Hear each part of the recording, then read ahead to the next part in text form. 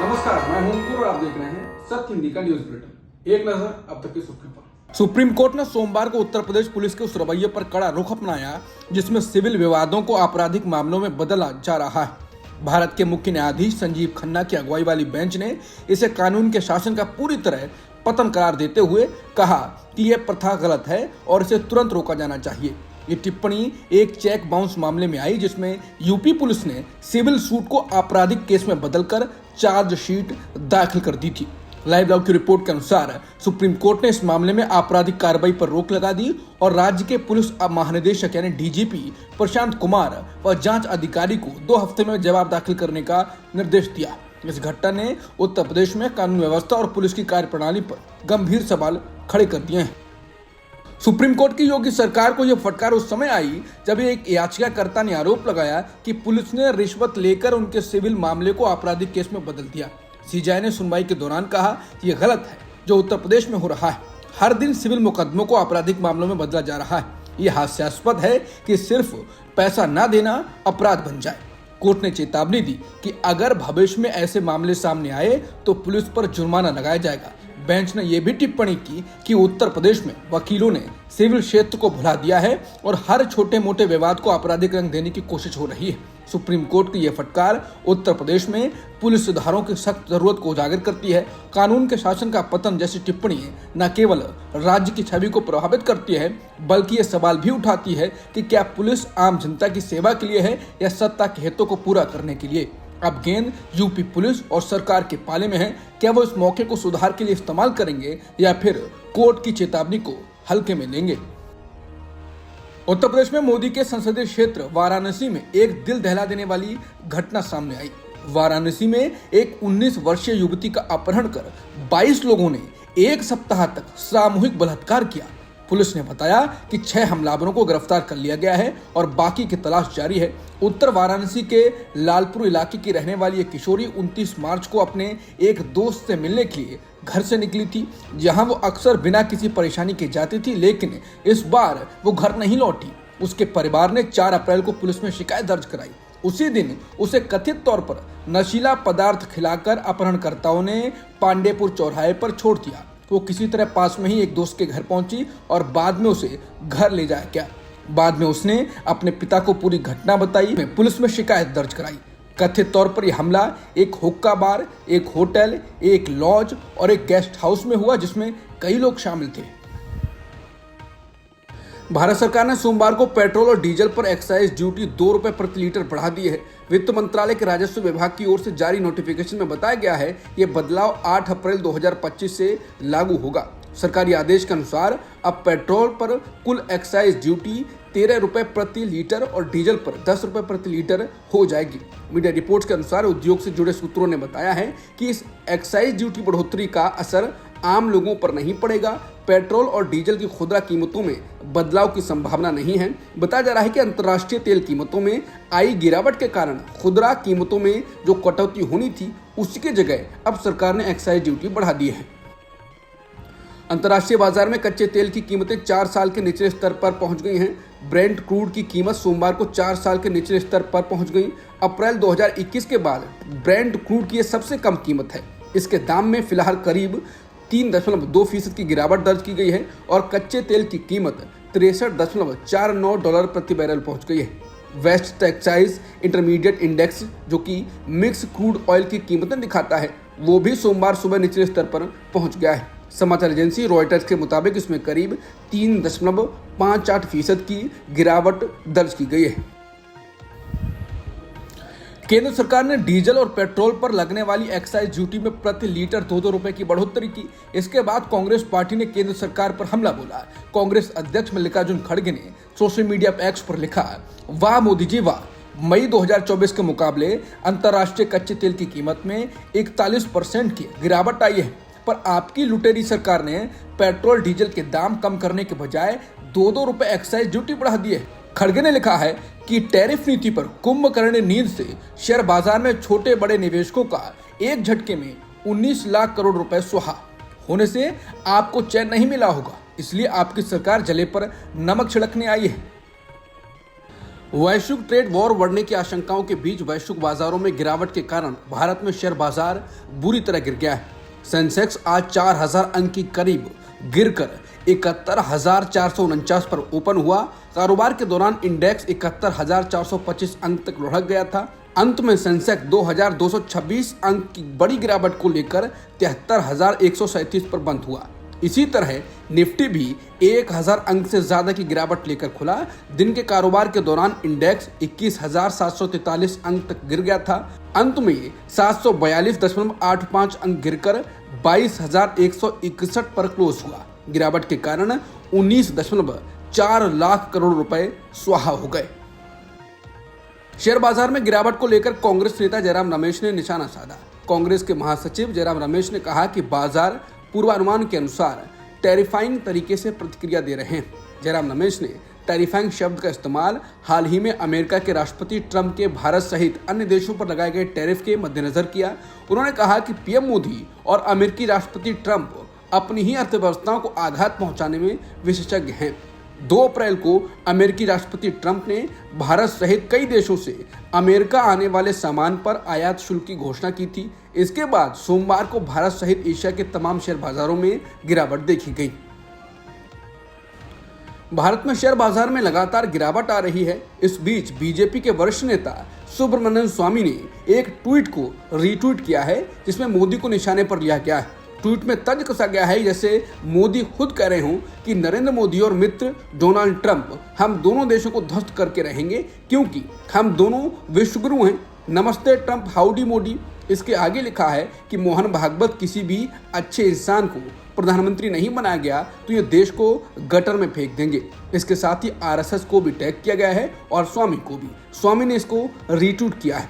एक अन्य ट्वीट में रामू सेतु के मामले में सुब्रमण्यम स्वामी ने कहा है कि मोदी अगर अपने इस्तीफे में और देरी करते हैं तो वो वाटरगेट जैसे घोटाले में रिचर्ड निक्सन की तरह ही फंस जाएंगे। अब समय आ गया है कि इस्तीफा देकर चले जाएं, नहीं तो उन्हें अपमानजनक तरीके से बाहर होना पड़ेगा। अमेरिका के राष्ट्रपति ट्रंप ने भारत सहित कई देशों पर हाल ही में लगाए गए रेसिप्रोकल टैरिफ की घोषणा पर कहा है कि ये प्रभावी हो रहे हैं।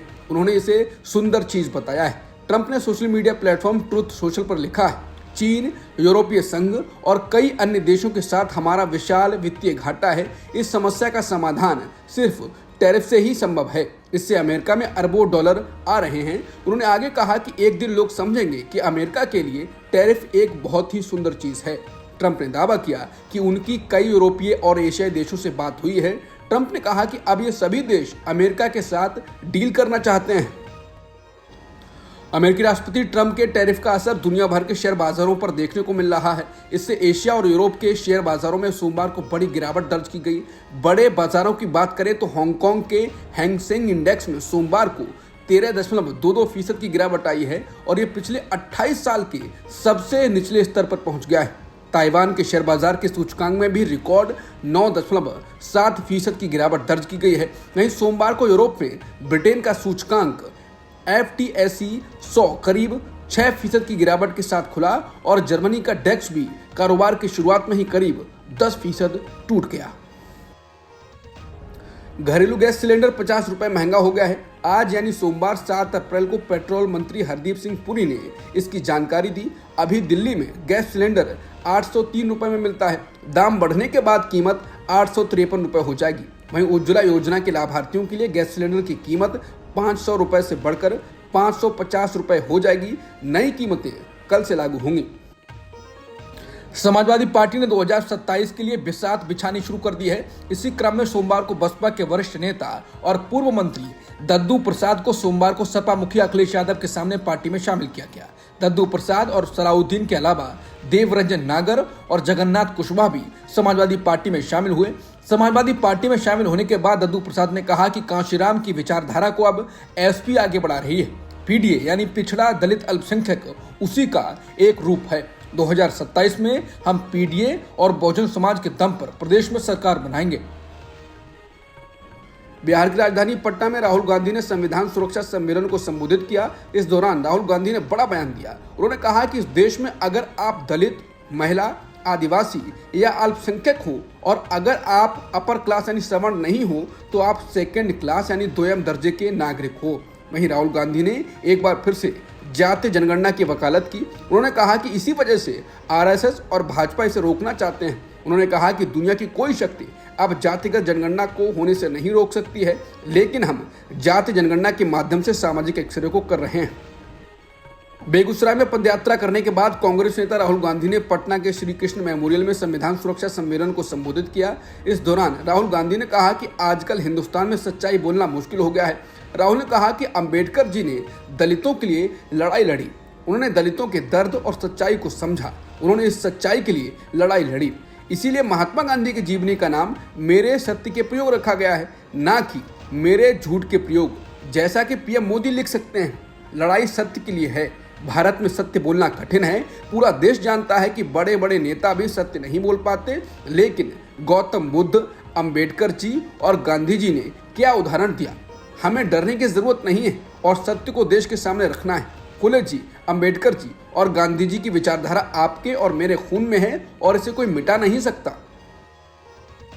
पश्चिम बंगाल के मुख्यमंत्री ममता बनर्जी सुप्रीम कोर्ट के फैसले के खिलाफ हल्ला बोल रही हैं। उन्होंने खुलेआम सुप्रीम कोर्ट का आदेश ठुकरा दिया है। ममता ने शिक्षक भर्ती के मामले पर सुप्रीम कोर्ट के आदेश की कड़ी आलोचना करते हुए कहा है कि जब तक मैं जिंदा हूं, कोई भी योग्य शिक्षक अपनी नौकरी नहीं खोएगा। ममता बनर्जी ने कहा कि सुप्रीम कोर्ट के इस फैसले से मेरा दिल बहुत दुखी है।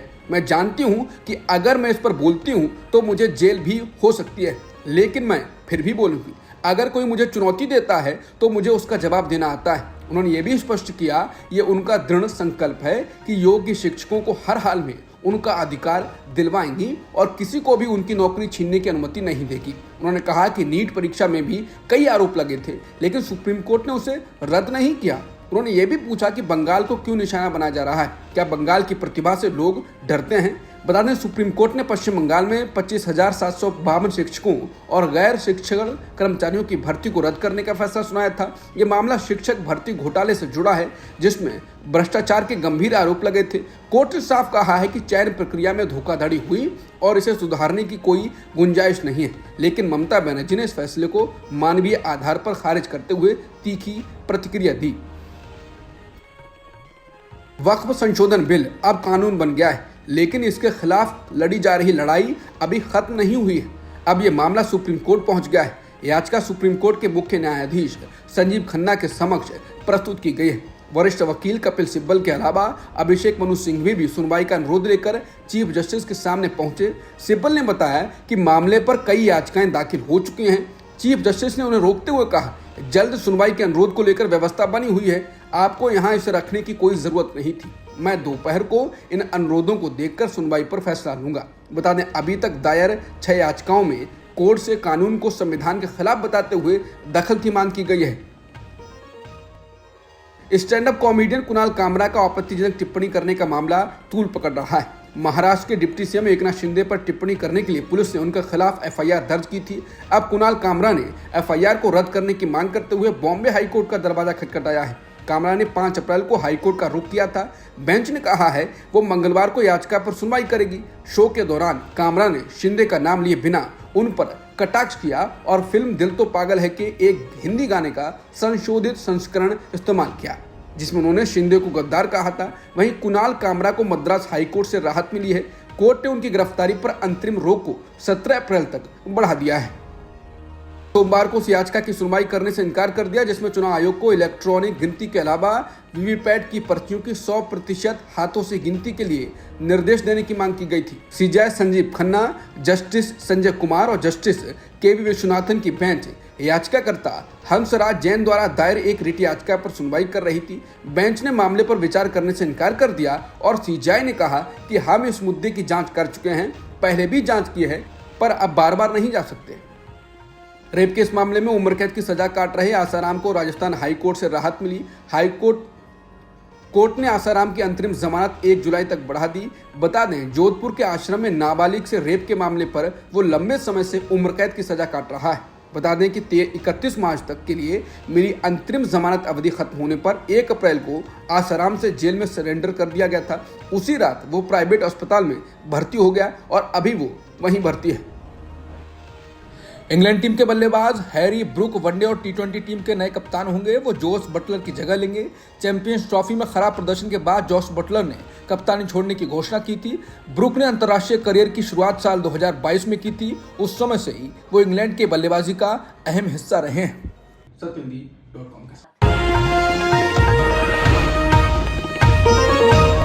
Copyright disclaimer under Section 107 of the Copyright Act 1976. Allowance is made for fair use for purposes such as criticism, comment, news reporting, scholarship, and research. Fair use is a use permitted by copyright statute that might otherwise be infringing.